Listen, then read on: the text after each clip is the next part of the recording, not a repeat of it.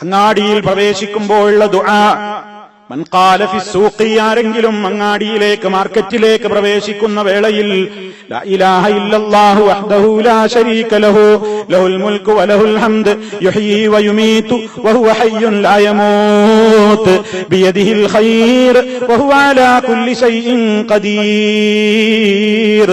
ആരെങ്കിലും മാർക്കറ്റിലേക്ക് പ്രവേശിക്കുന്ന വേളയിൽ ഇത് പതിവാക്കണം. നമ്മൾ മാർക്കറ്റിൽ എത്ര നേരം പോകുന്നുണ്ട്?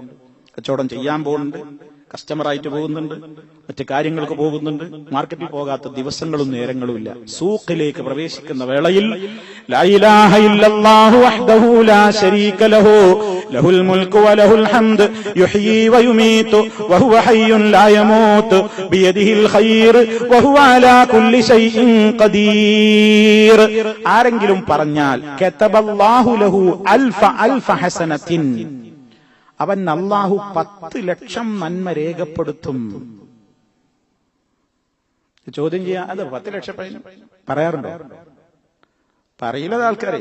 ചെയ്യുന്നവനക്ക് വലിയ പുണ്യം കൊടുക്കണ്ടേ? അത് ശ്രദ്ധിക്കുന്നവനക്ക് പുണ്യം കൊടുക്കണ്ടേ? ആളുകളൊക്കെ അത് അശ്രദ്ധരാണ്. അപ്പൊ ചെയ്യുന്നവർക്ക് വലിയ പുണ്യം ഓഫറുണ്ട്.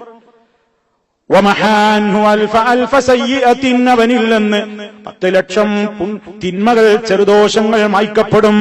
ഇനി മാത്രമൊക്കെ ചെറുദോഷം ഉണ്ടോ നമുക്ക്? നമ്മളതാലേക്ക് 10 ലക്ഷമൊക്കെ തിന്മൊക്കെ ഉണ്ടോ? 10 ലക്ഷമൊക്കെ തിന്മപ്പന്റെ അടുത്തുണ്ടോ? അല്ലാഹ് കോടികളാണ്, കോടികളായിരിക്കും. നമ്മളെ തിന്മ എത്ര ഓരോ സെക്കൻഡിലും വന്നുകൊണ്ടിരിക്കുന്നു. അവന് സ്വർഗത്തിൽ വീടുണ്ട്, സ്വർഗത്തിൽ ഭവനം പണിത് കൊടുക്കും.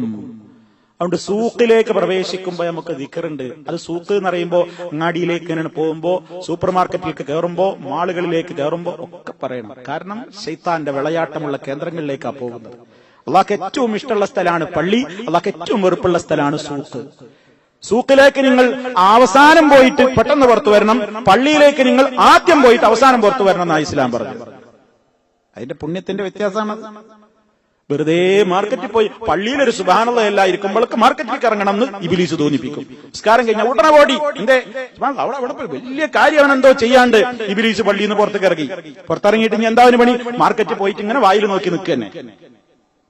അപ്പൊ ശൈത്താൻ സന്തോഷമായി. കാരണം അള്ളാഹ്ക്ക് ഇഷ്ടപ്പെട്ടോടത്തുനിന്ന് വേഗം പുറത്തേക്കാക്കി, അള്ളാഹ്ക്ക് ഏറ്റവും വെറുപ്പുള്ള മാർക്കറ്റിൽ പോയിട്ട് അങ്ങനെ വായിൽ നോക്കി നിൽക്കുക. ഇതിനൊക്കെ ഒരു അറുതി വരണം എന്നാ പറയുന്നത്. മാർക്കറ്റിൽ പോകുമ്പോഴൊക്കെ ഈ ദിക്ർ ഓർക്കണം. ഈ ദിക്റാണ് ചൊല്ലിക്കഴിയുമ്പോ അള്ളാഹ് എല്ലാത്തിനും കഴിവുള്ളവനാണ്, അവനാണ് ആരാധ്യൻ, അവന്റെ കയ്യിലാണ് എല്ലാ നന്മയും, അവനാണെല്ലാം അറിയുന്നവൻ, അവനാണെല്ലാം കേൾക്കുന്നവൻ, അവനാണ് എല്ലാത്തിനും, അവനെ മാത്രമേ ഞാൻ ആരാധിക്കൂ എന്നൊക്കെ പറയുമ്പോ അവൻ എന്ന ഒരു ചിന്ത മനസ്സിലുണ്ടാകുമ്പോ കണ്ണ് നിയന്ത്രിക്കും, കാല് നിയന്ത്രിക്കും, മോശപ്പെട്ടതൊക്കെ നിയന്ത്രണം ഉണ്ടാവും. ഇല്ലെങ്കിൽ ഇങ്ങനെ എല്ലാ ഹറാമുകളും ഉണ്ടാവും.